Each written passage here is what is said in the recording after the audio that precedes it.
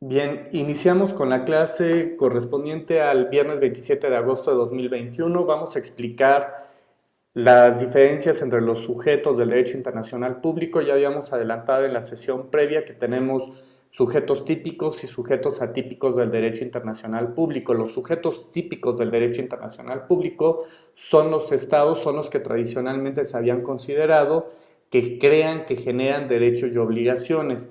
Así hemos visto en la sesión anterior cuáles son los elementos esenciales de los estados, que ya ustedes recordarán de sus clases de teoría del Estado, y recordarán que al menos son tres elementos esenciales los que deben de reunirse para tener un estado como tal, que es territorio, población y gobierno.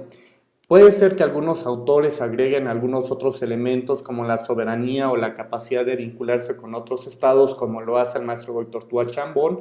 Es cierto que pueden agregarse algunos otros elementos que pudieran ser constitutivos del Estado, pero lo cierto es que desde la perspectiva clásica de la teoría del Estado, tenemos que al menos estos tres elementos son constantes en la mayor parte de los doctrinarios.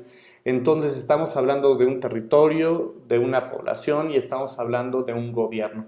Es importante hacer notar que si bien es cierto la soberanía es un elemento importante, también algunos autores lo consideran como un elemento integrante del Estado.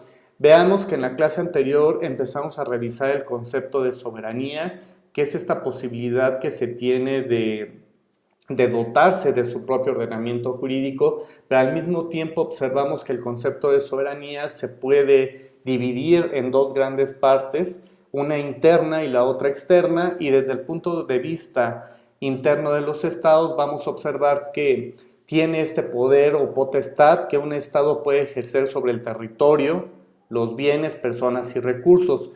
En este momento no estamos en una clase de derecho administrativo, pero ustedes recordarán que el artículo 25, 27 y 28 establece de manera general cuál es el régimen de los bienes que se encuentran en territorio nacional, a quién le corresponde la propiedad originaria de todas las cosas que se encuentren en el espacio geográfico que integra los Estados Unidos mexicanos.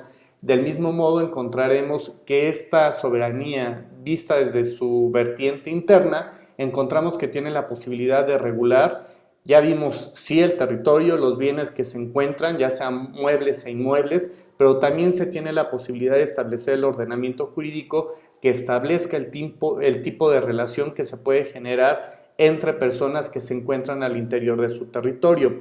Y aquí, ojo, uno de los primeros actos que se genera cuando nace una persona, ya hemos visto que cuando nace una persona se le expide su acta de nacimiento y demás, pero este simple hecho también puede determinar el vínculo que guarda con el estado en el que nace. Nace al interior de un territorio y esto trae como consecuencia que a esta persona que ha nacido se le tenga que conceder, reconocer u otorgar la nacionalidad que éste tiene. Ya en sus clases de Derecho Constitucional habrán visto las maneras en las que se puede obtener la nacionalidad mediante el jus soli, el jus sanguini o el jus domicili, que son las formas que se tienen para adquirir la nacionalidad de una persona. Es importante hacer notar que también el Estado, mediante sus facultades soberanas, tiene el derecho a regular las relaciones que se suscitan entre estos, y todos sabemos que las relaciones que nosotros podemos generar al interior de un estado pueden ser de distinta índole. Puede ser, como ejemplo, el estado civil de las personas, cuando se entiende que una persona está soltera, cuando está casada, y que son los dos únicos estados civiles. Pero también encontramos regulación en cuanto a los derechos que puede tener esta persona, y así encontramos a nivel constitucional al menos la reglamentación de los derechos fundamentales de todos los individuos que se encuentran al interior del territorio del Estado. Y cuando estamos hablando de los recursos, como ya lo hemos visto, el artículo 25, 27 y 28 de la Constitución también establece que ciertos recursos le corresponderá explotarlos de manera prioritaria para el Estado o reservada, que solamente el Estado puede participar en ciertas actividades. Claro está que el destino de los recursos o el manejo de estos quedará al arbitrio de ese Estado de qué es lo que harán con ellos. En el caso de nuestro país tenemos la propiedad privada, la propiedad mixta y la propiedad del Estado, entre algunas otras figuras que se han generado en los artículos a los que hemos hecho referencia y a quién corresponde el control de estos recursos. Y en esta vertiente interna podemos entonces encontrar que se tiene que establecer un marco jurídico en el que se establezcan cuáles son las funciones que van a tener a su cargo la administración pública, cuál será la forma de gobierno, los derechos que tendrán los gobernados, cómo se da la relación entre el gobernado y el gobierno, por ejemplo, cuál es el mecanismo de acceso al poder, si es que esto existe al interior de los estados, y vamos a observar que desde el punto de vista interno no puede existir injerencia o influencia de ningún otro poder o de algún otro estado. Como les comentaba en la sesión anterior, cuando estamos hablando de esta dimensión interna de la soberanía, observamos que, por ejemplo, en México no puede intervenir en la toma de decisiones el gobierno de los Estados Unidos de Norteamérica, ni puede ordenar que exista, no sé, una ley específica de acuerdo a los intereses que maneja, por ejemplo, los Estados Unidos de Norteamérica, sino que el propio Estado mexicano es el que tendrá que hacer todo el diseño de su aparato normativo desde la Constitución, el Código Civil, el Código Penal, el Código Fiscal. Tendrá que tener esta capacidad de construir su propio ordenamiento jurídico sin que exista una intervención directa de alguna potencia extranjera en el diseño institucional de ese Estado, por ejemplo. Vamos a ver que a través de la soberanía interna se deben de establecer, o de esta dimensión, las condiciones bajo las cuales debe de darse la convivencia social, y esto necesariamente implica la determinación de qué conductas son las que se permiten y aquellas que se encuentran prohibidas, aquellas que no pueden realizar las personas, y al mismo tiempo tendrá que ocuparse de establecer cuáles son las actividades que pueden realizar aquellos que conforman el Estado, es decir, las autoridades. Y en el fondo de lo que estamos hablando es del principio de legalidad, es decir, que las autoridades solamente pueden realizar aquello para lo que expresamente se encuentran facultadas, mientras que los particulares pueden realizar las actividades que se les venga en gana, siempre y cuando no exista disposición expresa de la ley, ¿de acuerdo? Entonces, a través de esta dimensión interna es que se establecen, digamos, las reglas del juego, las reglas de la convivencia al interior de este Estado, y se tendrá que precisar quiénes son autoridades, quiénes son gobernados, cuáles son los derechos que tienen los gobernados, qué deberes y obligaciones tienen las autoridades frente a estos derechos, y esto tendrá que quedar sujeto a la construcción del orden jurídico o del orden normativo del Estado del que estamos hablando. Bien, vamos a ver que a través de esta dimensión interna de la soberanía también se establecen los métodos o los canales de comunicación o de interacción que habrá entre el Estado y los gobernados. Es decir, tenemos, si quieren ustedes recordar su clasificación de derecho público, privado y social, recordarán que en el caso del derecho público esencialmente trata de regular las relaciones de suprasubordinación, y es decir, que trata sobre las relaciones que se dan entre el Estado y sus respectivos gobernados. Así tenemos, por ejemplo, al derecho constitucional, al derecho fiscal, al derecho administrativo, al derecho penal, al derecho internacional público inclusive, en donde observamos cómo se regula esta interacción que se tienen de los individuos con el propio Estado. Vamos a observar que la soberanía también tiene una dimensión externa, y esta dimensión externa de la soberanía se expresa a través de la manifestación de la voluntad del Estado para vincularse con sus iguales o con otros sujetos del derecho internacional. Y esto implica que el Estado también toma decisiones hacia el exterior y tiene la capacidad para decidir si se compromete, si genera derechos u obligaciones en relación a otros miembros de la comunidad internacional. Ya hemos visto que al interior del Estado, pues prácticamente la autoridad estatal no puede haber nada por encima de este, pero ya vemos que el Estado también genera otros vínculos con otros sujetos del derecho internacional. Como ejemplo, quizá para establecer los límites territoriales entre dos estados se requiera de la voluntad de las partes, es decir, si tuvimos algún conflicto, por ejemplo, con Estados Unidos, se debió celebrar algún tratado de límites territoriales entre México y Estados Unidos para establecer hasta qué punto ejerce jurisdicción el Estado mexicano y a partir de qué punto lo hacen los Estados Unidos de Norteamérica.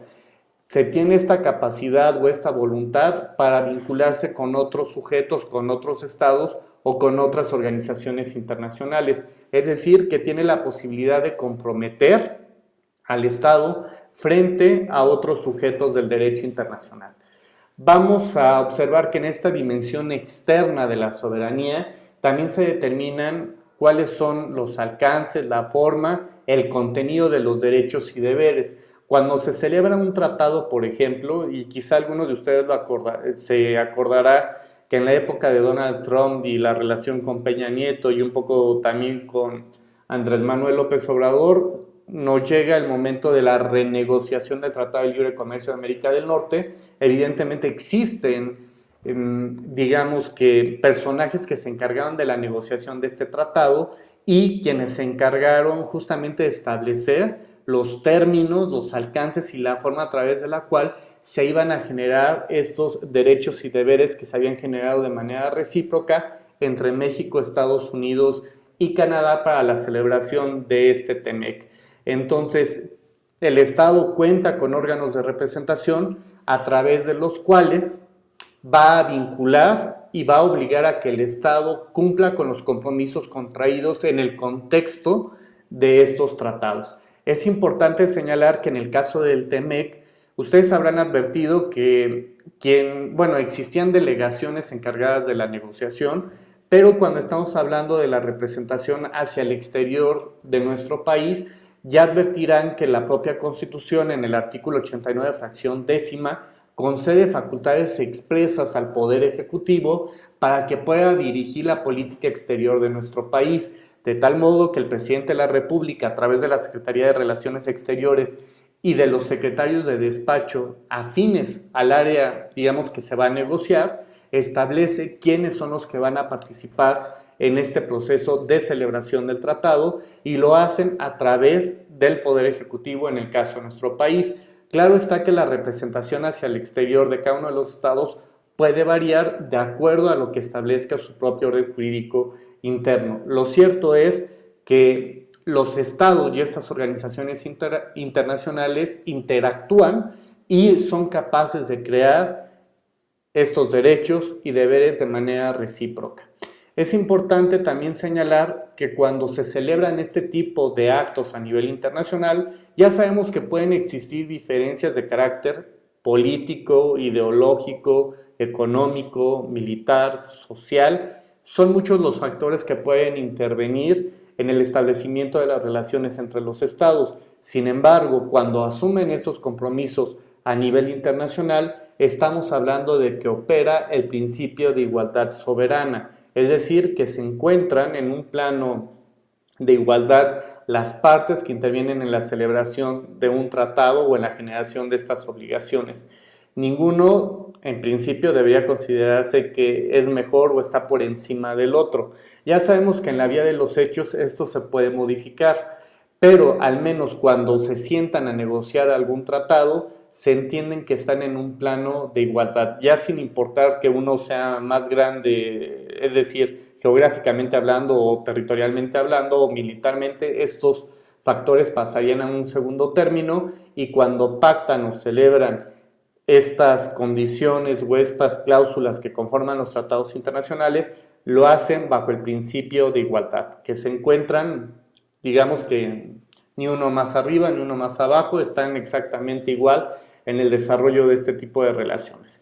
Y eso es lo que acontece cuando la soberanía se desenvuelve hacia el exterior, ¿de acuerdo?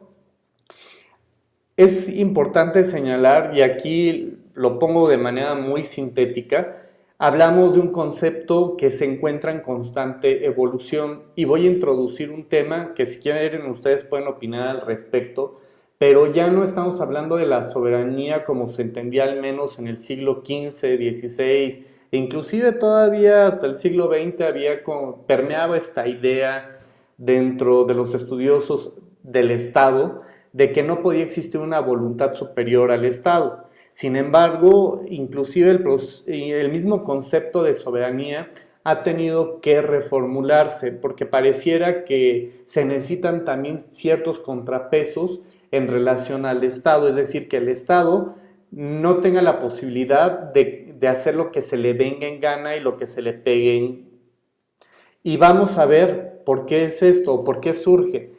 Esta reformulación del concepto de soberanía lo tenemos que ver desde la perspectiva del fenómeno de la globalización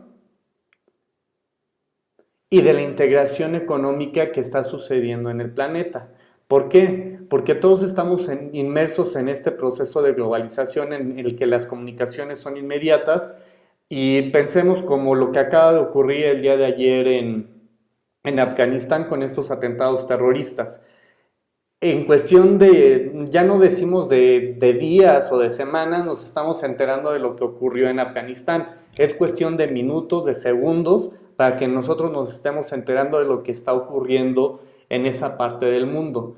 Los problemas no solamente se globalizan las cuestiones tecnológicas, también se empieza a globalizar las comunicaciones, el contacto entre los individuos, los derechos que deben de tener los individuos. Todo esto empieza a generar una interacción entre los distintos países y nos guste o no, pues esto ya está a la orden del día. Si queremos algún producto de China, basta con que abramos el teléfono y abramos alguna aplicación de estas como Alibaba o alguna de estas que hay para que nos llegue un producto proveniente desde esas latitudes. Entonces es tan inmediato ya el contacto, la transmisión de la información y la interacción que tenemos todos los individuos a través de internet y otras cosas que nos han permitido integrarnos de mejor manera. Pero no solamente desde el punto de vista tecnológico es lo único que se globalizan costumbres, tradiciones, se exportan cosas, se comparten hábitos con otras naciones, con otros estados, y nos guste o no, es un fenómeno que está ahí. Y hay problemas que son compartidos, como el tema de la contaminación del aire. Podemos pensar que si bien es cierto en la Ciudad de México tenemos un serio problema de contaminación ambiental, podríamos pensar, no sé si absurdamente, que solamente esto nos afecta a nosotros. Pero es falso, y sería falso el argumento porque a pesar de que acontece en la Ciudad de México, los contaminantes se los lleva el viento y terminan en otra latitud. Si no vean las tormentas estas del desierto del Sahara, que qué distancia existe, que existe la posibilidad de que viaje por el océano, por el viento y llegue hasta los estados de la costa del Golfo de nuestro país. Eso por un lado. El tema de la basura o de la contaminación de los mares es un problema similar. Los problemas que se dan también se globalizan y los compartimos de manera conjunta. Entonces, nos guste o no, está ahí esto y significa que los estados también tienen que ponerse de acuerdo para tratar de arreglar estos problemas. Aunque existen países que ven de manera muy lejana el tema del calentamiento global y que pueden decir algunos en favor de que no existe el calentamiento global y que son los procesos naturales que tiene el planeta para, digamos que, reconfigurarse o resetearse. También es cierto que esto ha ocurrido de manera acelerada por la intervención del ser humano. Entonces, para tratar de arreglar o buscar soluciones, no se pueden tomar soluciones de manera aislada o decisiones de manera por aquí uno, por allá otro. Si no se suman estos esfuerzos, vamos a tener problemas porque aunque se tomen medidas, por ejemplo, en México o en Argentina o en Chile, pero los principales países productores de gases contaminantes como Estados Unidos, China, Brasil, y bueno, por ahí nosotros sí generamos, pero no en la proporción de estos países. Pero si no se adoptan soluciones conjuntas o no se revisa de manera global el problema, digamos que los alcances serán limitados. Entonces, este concepto de soberanía quizá debamos pensar en una reconfiguración. Ahorita hemos hablado de algunos temas en donde hay elementos en común de todos los países del mundo. Pero tenemos algunos otros casos en donde ha sido necesaria la creación de ciertos organismos que se encarguen de establecer una especie de límites a la actuación estatal. La figura de la protección de los derechos humanos o del derecho internacional de los derechos humanos, todos estamos de acuerdo que ha surgido como una especie de límite o decir, Esta es la barrera que los estados no pueden pasar, porque si lo pasas, vamos a tener serios problemas con las personas que habitan en estos estados. Y este sistema de protección de derechos humanos como el que conocemos, al menos en América Latina, el que de manera incipiente existe en África y el que tenemos en Europa, es justamente para tratar de limitar el poder del Estado. Ya no es esta figura omnipotente como la observaba Hobbes, Locke y todos estos pensadores modernos, perdón, en donde ellos ubicaban al Estado como una voluntad máxima, que no podía existir nada por encima de la voluntad estatal. Ahora quizá esto se tenga que ver modificado porque existen algunas entidades que, si bien es cierto, podrían considerarse que están por encima de los propios estados y buscan el controlar, el limitar ciertas conductas que pudieran resultar lesivas para los integrantes de estos estados, para las personas. Y quizá este concepto de soberanía que tenían en aquella época necesita modificarse, porque en los procesos de integración económica, ¿qué es lo que ocurre? Los estados, si bien es cierto, ejercen su soberanía y dicen me quiero vincular, quiero establecer ciertos derechos y obligaciones, también es cierto que tienen que ceder parte de esta soberanía a entidades de carácter supranacional. Y cuando hablo de estas entidades de carácter supranacional, estamos pensando en los procesos de integración económica que existen, por ejemplo, en Europa, y pensemos en la creación, no sé, del Banco Central Europeo, en donde los estados que forman parte de la Unión Monetaria han tenido que ceder parte del control de la política monetaria al Banco Central Europeo y han tenido que ceder parte de estas facultades para la creación de esta entidad de carácter supranacional porque tienen que dejar de lado el control que eventualmente tenían sobre la circulación de las monedas, el que se fijara la tasa de interés, entre otras cosas que inciden en la política monetaria de los estados que son parte de la Unión Europea. Y lejos de esto, han tenido que buscar armonizar sus legislaciones para alcanzar ciertos objetivos y fines que son comunes derivados de los procesos de integración económica. Tenemos por ahí el caso de Reino Unido que dijo, ¿saben qué? Yo me voy, ya no quiero formar parte de la Unión Europea y sale de este marco de integración económica. Pero en el marco o en el contexto de la Unión Europea, así como observamos el Banco Central Europeo que se encarga de fijar cuestiones específicas en cuanto a la política monetaria de toda la Unión y el control de los bancos centrales europeos, también debemos observar que en materia de derechos humanos a través del Tribunal Europeo también se ha buscado limitar el abuso que puede existir por parte de los estados cuando no respetan los derechos fundamentales contenidos en los tratados en los que son parte los países integrantes de este bloque. Adelante, Vale. Bueno, me surgió una duda con respecto a que dice que hay entidades que controlan también los derechos humanos que rigen a cada país en particular. ¿Qué sucede con los países que no acatan a esos derechos universales que tiene uno como persona? Porque sabemos y conocemos países que no lo hacen, ¿no? O sea, no acatan a derechos fundamentales que tiene una persona y los violan literalmente. Y es que tenemos un problema grave o serio porque en derecho internacional público no hemos llegado a ese punto, pero recuerden que opera el principio consensual. Es decir, que si quiere, se vincula y si no, se retira. Si no está de acuerdo a sus intereses, simplemente se va o simplemente no son parte de ese tratado.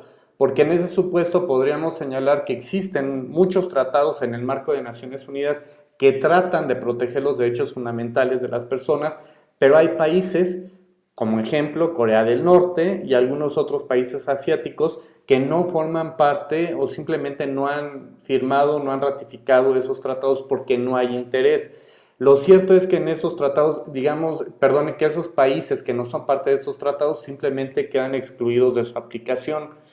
Y volvemos al tema de las teorías clásicas de Hobbes, Locke, en donde consideran que no puede haber nada por encima de la voluntad estatal y que son los únicos que tienen la posibilidad de establecer las reglas al interior de sus propios territorios. Y justamente esto también lo que da pie a la reformulación del concepto de soberanía. ¿Por qué? Porque puede ser que se creen estas entidades de carácter supranacional que se encarguen de vigilar cuestiones específicas, pero para esto, para que puedan estas operar, necesitan forzosamente de que ese Estado ceda parte de estas facultades para la creación de estos organismos de carácter supranacional. Si no tenemos la renuncia o el consentimiento expreso de esos Estados, simplemente no se puede dar. Porque en el caso concreto de los procesos de integración económica, quizá me esté desviando un poquito del tema, pero recordemos que para avanzar en un proceso de integración económica, el germen a veces son las zonas de preferencia arancelaria. Para quienes ya cruzaron régimen jurídico, esto ya no les será extraño, pero tenemos las zonas de preferencia arancelaria, después tenemos la creación de un área de libre comercio y posterior a la creación de una zona o área de libre comercio tenemos la unión aduanera. En la medida en la que se va avanzando en este proceso de integración económica, se requiere de la construcción de ciertas instituciones que sean comunes para permitir el funcionamiento de estas. Y vamos a ver lo siguiente. Bueno, tenemos la unión aduanera, después vendrá el mercado común, la unión económica, la unión monetaria y por último la unión política. Estas son en general las fases de integración económica que al menos ha experimentado la Unión Europea. Y en cada una de estas se van perfeccionando y se van acrecentando los derechos y las libertades que tienen, así como los deberes que asumen los estados frente al proceso de integración económica. Como ejemplo de esto, México, Estados Unidos y Canadá conforman una zona o área de libre comercio. ¿Cuál es el fin? Que todos los productos que se intercambien entre México, Estados Unidos y Canadá en algún momento lleguen al 0% de arancel, siempre y cuando se cumplan ciertas reglas, sobre todo de origen, para determinar si pueden estar exentos del pago o no de aranceles cuando cruzan alguna de las fronteras. En el caso de la unión aduanera, el reto es más importante, porque cuando estamos hablando de la unión aduanera se requiere de la armonización de las legislaciones en materia aduanera. Y cuando estamos hablando de la unión aduanera significa que todos los países que participan en el proceso de integración económica van a formar un solo territorio aduanero. Vamos a pensar que México, Estados Unidos y Canadá es un sueño que difícilmente se cumplirá por las cuestiones políticas y económicas y las diferencias claras que existen entre los tres países. Pero vamos a pensar que México y Estados Unidos y Canadá decidieran migrar a un modelo de unión aduanera. Para poder lograr esto, primero tendrían que circular todos los bienes que se producen en México, Estados Unidos y Canadá de manera libre entre los tres estados. Se van a incorporar ciertas libertades, como la circulación de bienes, y aquí, ojo, cuando se concreta la unión aduanera es porque ya ninguno de los productos que se realizan en los tres países paga impuestos al momento de cruzar la frontera, es decir, algún arancel. Y en ese momento se requiere, como van a formar un solo territorio, si viene un producto, por ejemplo, de China y quiere ingresar a la unión aduanera conformada por México, Estados Unidos y Canadá, si quisiera ingresar un producto proveniente de China, no importaría si este producto ingresa por Canadá, por Estados Unidos o México. ¿Por qué? Porque al momento en el que ingrese esta mercancía en el puerto de Acapulco o en algún puerto de Estados Unidos o Canadá, tendría que pagar los mismos aranceles. Y para poder hacer esto, los tres países tienen que armonizar su legislación de carácter aduanero para que en el momento en el que ingresa alguna mercancía a territorio nacional proveniente de cualquier otro país, se cobren los aranceles correspondientes y este producto que ingresó por la aduana en México pueda ser trasladado a Estados Unidos o Canadá ya sin ningún control aduanal. Si ingresó por Canadá, podría trasladarse a Canadá o a México sin que tuviera que pagar nuevamente aranceles. Y así como ocurre en la Unión Aduanera para fijar los aranceles de manera común, es decir, que en México, Estados Unidos y Canadá se tendrían que poner de acuerdo para decir, vienen productos de acero de China o de cualquier otra parte del mundo, el arancel que se le va a cobrar es de tanto por ciento. Y lo tendrían que hacer con cada uno de los productos que provengan de los países fuera de la Unión Aduanera. Y esto implica un esfuerzo muy importante porque se tienen que poner de acuerdo los estados para la generación de estos lineamientos que tienen en común.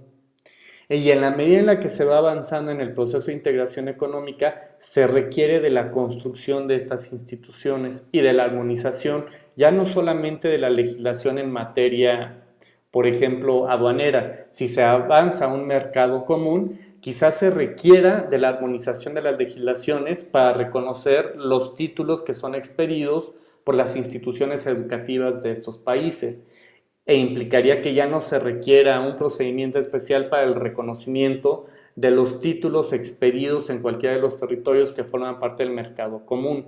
Y en el mercado común, además, estaríamos en presencia de que se requiere la libertad ya no solamente de bienes, sino que se requiere la libertad de circulación de personas. Entonces, en la medida en la que se avanza en estos procesos de integración económica, se requieren de la creación de este tipo de instituciones y que de algún modo podríamos considerar que surge el derecho comunitario. Y en ese contexto permite la generación de reglas que son comunes para todos los estados que participan en esos procesos de integración económica. El ejemplo más acabado de esto, insisto, es la Unión Europea, porque al menos han llegado a agotar hasta la Unión Monetaria, pero para poder llegar a ese nivel de integración económica es porque previamente se tuvieron que poner de acuerdo para que todas las monedas que había en su momento en la Unión Europea se metieron en una especie como de canasta, y a partir de la unión de todas esas monedas es que surge el euro.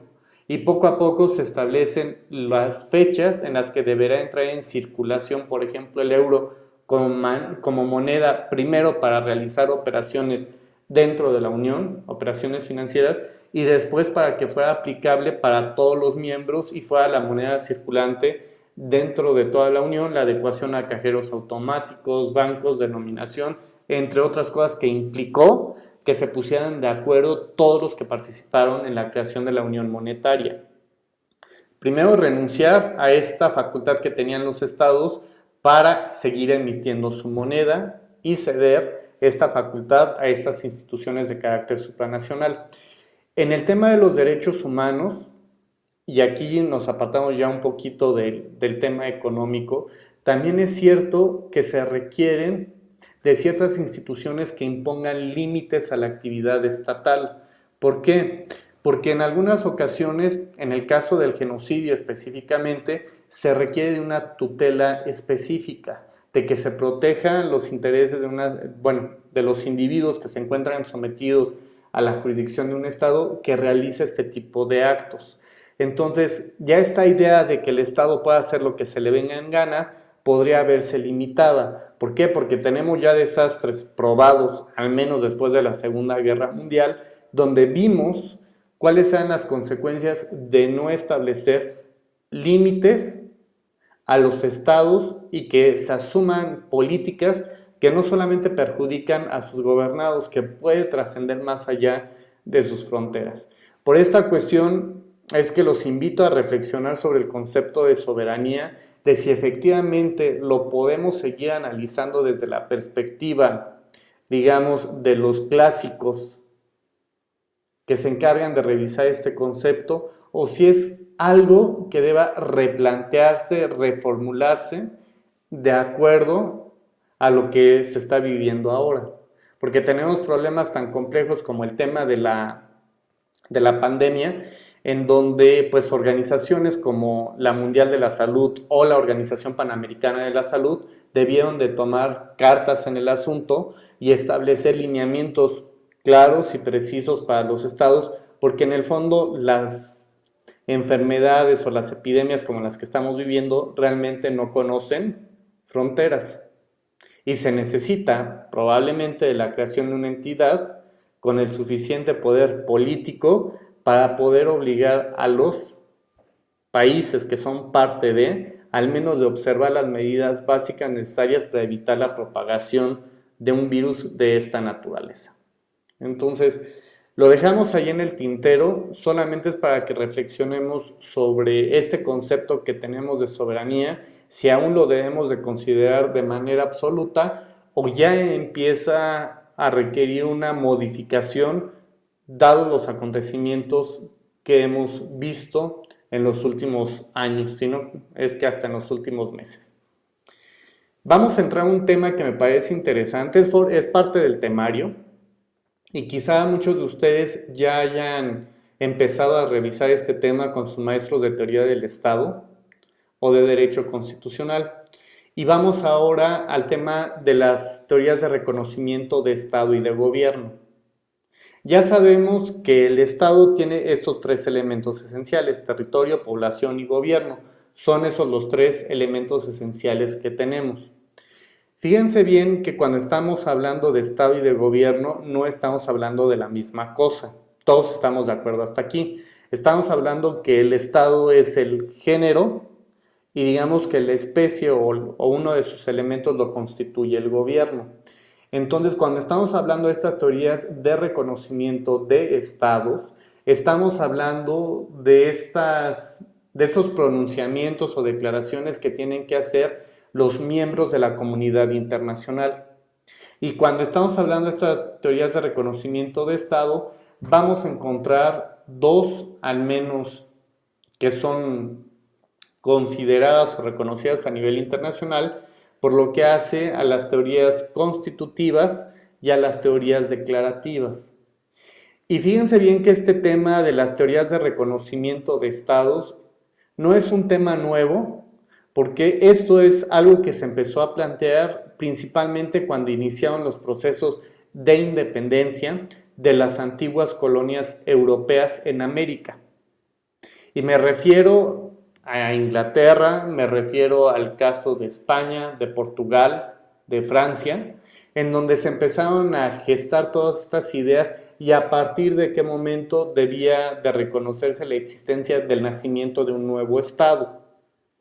Para poder explicar estas teorías es un poco como esta idea que tenemos, ¿qué fue el primero, si el huevo o la gallina? Estas preguntas que nos podemos formular en relación a esto, y es por lo siguiente, porque estas teorías o el planteamiento que deberíamos formularnos para entender este tema es si basta con que se reúnan los elementos clásicos para determinar la existencia de un Estado o si necesariamente se requiere o forzosamente se requiere de la aprobación o del visto bueno del resto de los miembros de la comunidad internacional. ¿Por qué los pongo en el contexto de los procesos de independencia de América Latina? Porque en los procesos de independencia, incluido el de las 13 colonias, fíjense bien la manera en la que se da el nacimiento de las 13 colonias como países independientes. Recordemos que cuando se crean o surgen estas 13 colonias, surgen como estados o países independientes. Sí, se suman en una confederación, pero la idea inicial era que cada uno conservara su soberanía, su representación hacia el exterior, pero estaban unidos únicamente para hacer frente ante una posible agresión de Inglaterra y un intento más de someterlos nuevamente a la corona inglesa. Lo interesante de esto es ver quiénes son los primeros que hacen el reconocimiento de la existencia de las 13 colonias como países libres, independientes y soberanos. Evidentemente Inglaterra no lo iba a hacer, por obvias razones. El simple hecho de reconocer que habían perdido estos territorios implicaba que ya no tenían ninguna influencia y que inclusive los recursos que se encontraban en las 13 colonias ya no tendría acceso ni tendría la posibilidad de controlarlos desde el punto de vista político o económico, inclusive hasta comercial. Ya no existiría esta posibilidad. Y justamente los primeros países que le dan el reconocimiento de que existen como un país libre, soberano, independiente, son los enemigos acérrimos de Inglaterra. ¿Estamos de acuerdo? Entonces, Francia y algunos otros países son los primeros en decir, ok, bravo, tenemos el nacimiento de nuevos países. España, cuando inician los procesos de independencia de sus colonias, pues ¿quién creen que fue uno de los primeros en que reconoció la existencia o el nacimiento de estos nuevos estados, de estos nuevos países? Pues fue Inglaterra, fue Holanda y fueron algunos otros países que eran los enemigos de España. Y aquí viene entonces preguntarnos, o cómo es que se determina que existe un estado como tal. Y en ese contexto es que surgen estas teorías constitutivas y las teorías declarativas. Y parece engañosa la denominación de estas teorías. ¿Por qué? ¿Por qué parece engañoso? Porque en las teorías constitutivas es necesario que exista el reconocimiento del resto de la comunidad internacional. ¿De acuerdo? Es decir, tiene que haber un pronunciamiento expreso de los estados que ha nacido una nueva entidad de carácter político. Mientras que en las teorías declarativas basta con que se cuenten con los tres elementos necesarios para determinar la existencia de un estado, que es el territorio, población y el gobierno. Estas teorías parece que ya están en el olvido y no es así.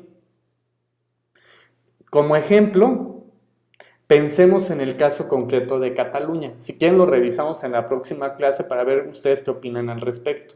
Porque tenemos el caso de Cataluña, pero también tenemos el caso de Palestina. Y en estos dos casos ha sido evidente la vigencia de estas dos teorías. Porque no basta con que Cataluña salga y grite a los cuatro vientos que es un país libre, soberano e independiente, cuando en la vía de los hechos el resto de la comunidad internacional no ha hecho un pronunciamiento por el temor o porque políticamente no se considere correcto que los miembros de la comunidad internacional digan o decidan que existe Cataluña como tal, porque entran en un conflicto con el gobierno español. ¿Estamos de acuerdo hasta ahí? Y aquí debemos observar que en los países latinoamericanos todos diríamos, cuando nace una persona, no necesita, para reconocerlo como un individuo, como un sujeto titular de derechos y obligaciones, no necesariamente debe tener su acta de nacimiento para que exista, que sería esto, digamos que, haciendo la comparación con estas teorías. Y esto implicaría que el Estado debería de existir por el simple hecho de reunir estos tres elementos, sin requerir que el resto de la comunidad internacional le diga, ok, bravo, sí existes, sí tienes la posibilidad de actuar. Y claro está que la expresión de ese reconocimiento puede ser expreso, puede ser tácito. ¿Cómo puede darse este reconocimiento expreso? Puede haber una declaración conjunta en donde se reconoce la existencia del Estado sutano de tal y lo reconozco como mi interlocutor. ¿Cómo puede ser un reconocimiento tácito de que existe un Estado como tal? A lo mejor no hubo esta declaración que nos encanta a todos de que sea con bombo y platillo y que estén ahí como monitos de feria, que estén ahí los representantes de los estados, por ejemplo, y que todos estén ahí, ay, sí, bravo, bravo, ya dijeron que sí existo. Si no existe esto, puede ser que se pongan de acuerdo los estados y celebren un tratado. Y esta sería una manera implícita o tácita de reconocer la existencia de ese estado. Como podrán ver, el tema es complejo porque no nada más es de que los estados digan, ok, ya nací, ya me independicé de la corona española o de la corona inglesa para que existan. Y en el caso concreto de Cataluña, no por el simple hecho de que han salido en múltiples ocasiones a decir que son un Estado independiente. Evidentemente el gobierno central español no va a hacer el reconocimiento de la existencia de ese Estado. El problema viene cuando el resto de la comunidad internacional sí se entromete, porque puede ser considerado por el gobierno en turno o por el gobierno central como una intromisión en sus asuntos internos. Entonces es aquí donde viene lo delicado para determinar cuál teoría pudiéramos considerar como correcta o no. Quizá la respuesta sea de acuerdo a las circunstancias y de acuerdo a los intereses de los estados se va a determinar cuál de las dos teorías pueden seguir, cuál de las dos doctrinas hay. Porque en el caso de Estados Unidos, ¿ustedes creen que en algún momento va a aceptar el nacimiento del Estado palestino? Pues no, porque tiene ahí serios compromisos con Israel, por ejemplo. Adelante, Alejandro. Profe, y por ejemplo, en el caso de Venezuela, tiene estos dos problemas, ¿no? Porque en la teoría constitutiva hay varios estados que no reconocen a bueno, al gobierno de Maduro, ¿no? Reconocen al gobierno de Juan Guaidó, creo. Entonces ahí, De Juan Guaidó. ajá, Pero aquí, Ale, lo que te quiero tratar de decir es que más que entrar en el terreno de las teorías de reconocimiento de Estado, porque la comunidad internacional, en el caso específico de Venezuela, reconoce que existe el Estado, es decir, que tiene un territorio y que tiene una población, reconoce los elementos históricos que pueden unir al pueblo venezolano. Pero lo que no se reconoce en el caso específico de Venezuela no son ni siquiera sus límites territoriales. Eso ya se tiene claro que el resto de la comunidad internacional está consciente de cuáles son los límites territoriales de Venezuela y su población. El problema que tenemos con Venezuela es que entra al siguiente punto que tenemos en pantalla, que son las teorías de reconocimiento de gobierno. Porque en el caso de Venezuela, lo que no se reconoce son las autoridades que se encuentran al frente del gobierno. Es decir, que solamente se desconoce uno de los elementos constitutivos del Estado. En el caso de las teorías de reconocimiento de Estado, lo que está en juego es determinar la existencia o la no existencia de un Estado como tal. En cambio, cuando hablamos de las teorías de reconocimiento de gobierno, sí se reconoce la existencia del Estado como tal, sus límites territoriales, la población y demás, pero lo que se desconoce son las autoridades que se encuentran al frente de este. Y el tema es interesante porque cuando revisamos los gobiernos, estas teorías de reconocimiento de gobierno, ya no de Estado, en las teorías de reconocimiento de gobierno lo que se cuestiona no es el territorio y la población, lo que se está cuestionando es la manera en la que las nuevas autoridades han asumido el mando al interior de ese estado. Es decir, que si fueron el producto o consecuencia de una guerra civil interna, si es el resultado o la consecuencia de un golpe de estado, si es consecuencia de alguna otra cosa que pueda ocurrir o que simplemente hubo elecciones amañadas como fue en el caso de Venezuela, que a todos nos queda claro que han sido elecciones controladas desde el régimen de Maduro, pidiéndoles o votas por mí o te quedas sin comer, o cosas por el estilo. Debemos observar que ahí lo que está en entredicho es la manera en la que se ha tenido acceso al poder.